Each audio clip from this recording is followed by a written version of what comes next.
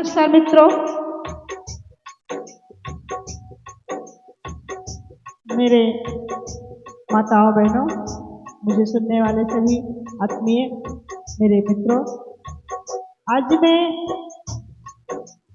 दोहा number 57 से श्री रामचरितमानस का पाठ शुरू कर रही हूँ। तो आइए सब लोग जैसे प्रतिदिन सुनते हैं वैसे आज भी सुनिए।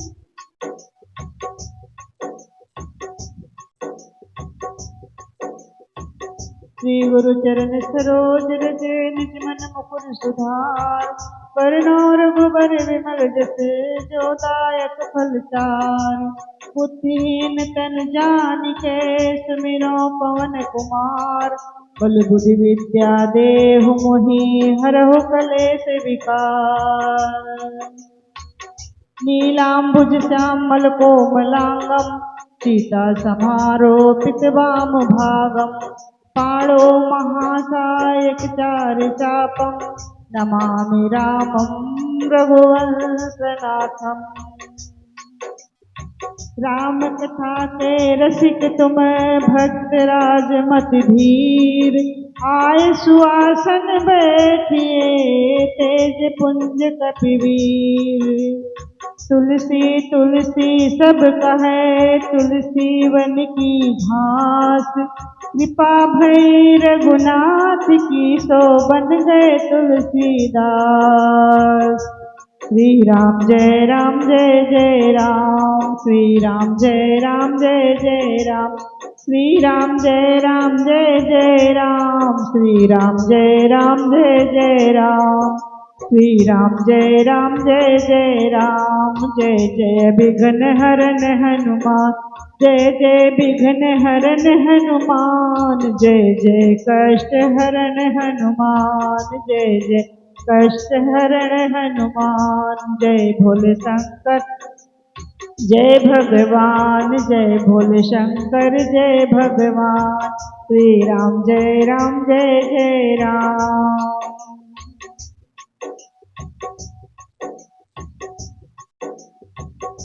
अब सती अपने मन में बहुत विचार कर रही हैं कि भगवान शंकर ने कौन सा अपने मन में संकल्प लिया है, वो जान नहीं पाती हैं और बहुत सोच विचार कर रही हैं कि भगवान शिव ने अपने मन में कौन सा संकल्प लिया है। यद्यपि सती जी ने कई बार बहुत बार भांति भांति अनेक तरीके से पूछा, परंतु भगवान शिव ने सती जी को कुछ भी नहीं बताया। सती जी अपने हृदय में अनुमान करती हैं। सती हृदय अनुमान किए सब जाने सर्वज्ञ, कीन कपट में संभूषण नारी सहज जड़ अज्ञ। सती जी हृदय में अनुमान किया कि सर्वज्ञ शिव सब कुछ जान गए हैं, शिव सब कुछ जानने वाले हैं, मैंने शिव जी से कपट किया है। स्त्री स्वभाव से ही मूर्ख और बेसमझ होती है। इस प्रकार से सती जी अपने मन में विचार कर रही हैं। जलु पय सरिस बिकाय देखहु प्रीति की रीत भली, बिलग होय रस जाय कपट खटाई परत पुनि।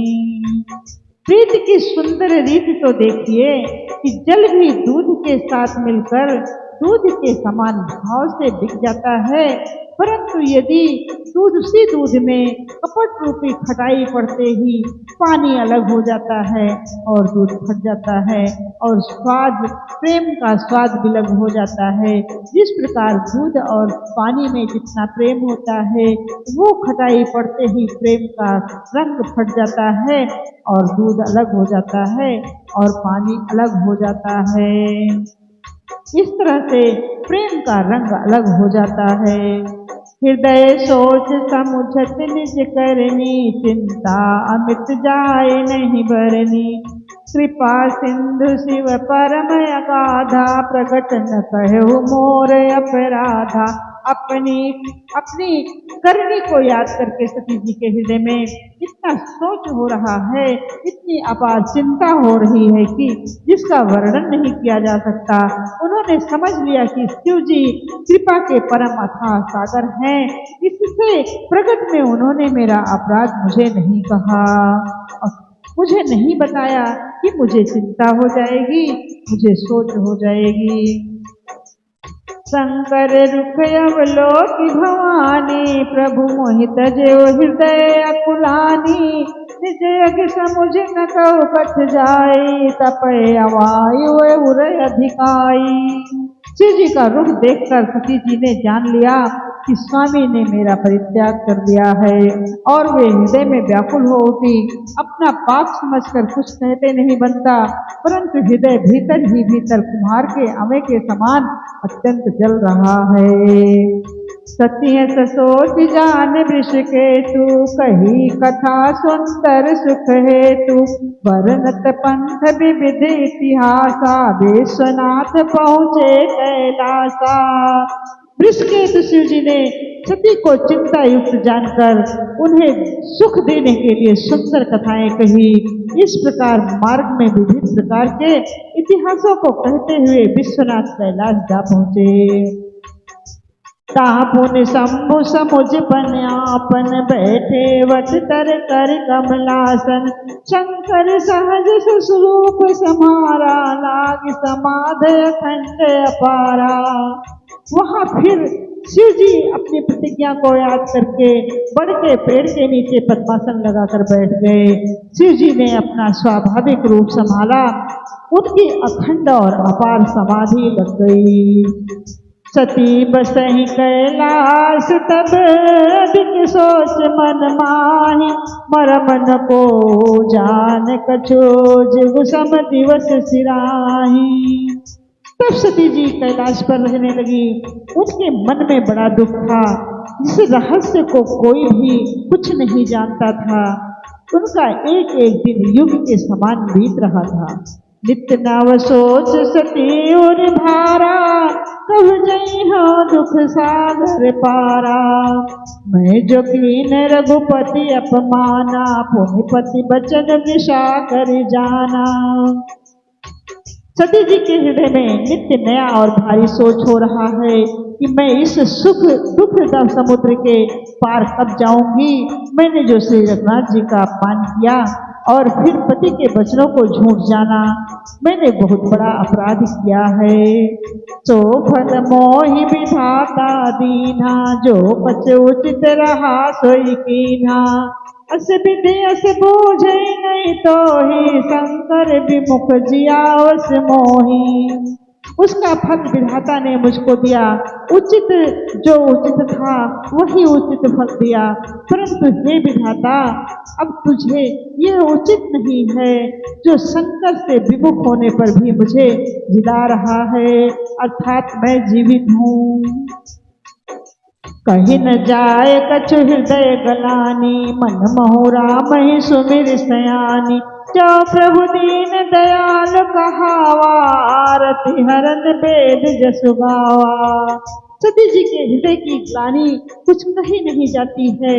बुद्धिमती सती जी ने मन में श्री रामचंद्र जी का स्मरण किया और कहा, हे प्रभु, यदि आप दीन दयालु कहलाते हैं और वेदों ने आपका यह यश गाया है कि आप दुख को हरने वाले हैं, तो हे प्रभु मेरा दुख हर लीजिए। तो मैं विनय करऊं कर जोरी, छूटऊं बेग देह यह मोरी।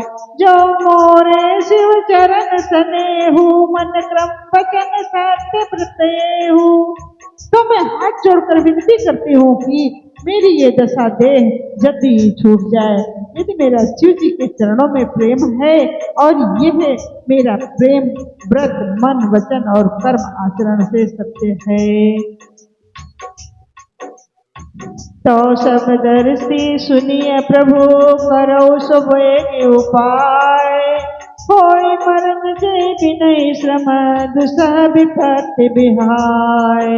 तो हे सर्वदर्शी प्रभु, सुनिए और शीघ्र ही वो उपाय कीजिए जिससे मेरा मरण हो और बिना ही परिश्रम यह पति परित्याग रूपी असह विपत्ति दूर हो जाए। यही विधि दुखित प्रजेश कुमारी, अकथनीय दारुण दुख भारी। बीते संबत सहज 87 तजी, समाधि शंभु अविनाशी। दक्ष सुता सती जी की इस प्रकार बहुत दुखी थी।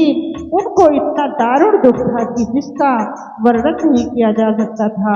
87,000 वर्ष बीत जाने पर अविनाशी शिव जी ने समाधि खोली, अर्थात शिव जी समाधि से जागृत हो उठे हैं। राम नाम शिव सुमिरन लागे, जान्यो सती जगत पति जागे। जाए शंभु पद बंदन की नासन, मुख शंकर आसन दीन्हा। जब शिव जी राम नाम का स्मरण करने लगे तब सती जी ने जाना कि अब जगत के स्वामी श्री शिव जी महाराज जाग गए हैं। उन्होंने जाकर शिव जी के चरणों में प्रणाम किया। शिव जी ने उनको बैठने के लिए सामने आसन दिया, अपने बगल में आसन नहीं दिया। कहन लगे हरि कथा रसाला, दक्ष प्रदेश भय तेहि काला। देखा विधि विचार सब लायक, दक्षिण कीन प्रजापति नायक। शिव जी भगवान हरि की रसमयी कथाएं कहने लगे। उसी समय दक्ष प्रजापति हुए। ब्रह्मा जी ने सब प्रकार से योग्य देखकर समझकर दक्ष को प्रजापतियों का नायक बना दिया। बड़े अधिकार दक्ष जब पावा, अति अभिमान हृदय तब आवा। नहीं को वस जन्मा जग माही, प्रभुता पाए जाए मद नाही। तब दक्ष ने इतना बड़ा अधिकार पाया, तब उनके हृदय में अत्यंत अभिमान आ गया। जगत में ऐसा कोई नहीं पैदा हुआ जिसको प्रभुता पाकर मद ना हो। दक्ष लिए मुनि बोली सब, कारण लगे करन लगे बढ़ जाग। नेवते सादर सकल सुर, जे पावत मख भाग। दक्ष ने सब मुनियों को बुला लिया और वे बड़ा यज्ञ करने लगे। जो देवता यज्ञ के भाग पाते हैं, दक्ष ने उन सबको आदर सहित निमंत्रित किया। किन्नर नाग सिद्ध गंधर्वा, बधुन समेत चले सुर सरबा। विष्णु बिरंज महेश बिहाई, चले कसकल सुर जान बनाई। दक्ष का निरंतर निमंत्रण पाकर किन्नर नाग सिद्ध गंधर्व सब देवता अपनी अपनी स्त्रियों सहित चले।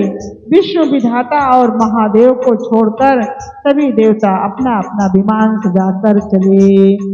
सती बिलो के बेउम विमाना, जात चले सुंदर विधि नाना। सुर सुंदरी करहि कल गाना, सुनत सवन छूटहि मुनि ध्याना। सती जी ने देखा अनेक प्रकार के सुंदर विमान आकाश में चले जा रहे हैं। देव सुंदरियां मधुर मधुर गान कर रही हैं, जिन्हें सुनकर मुनियों का ध्यान छूट जाता है।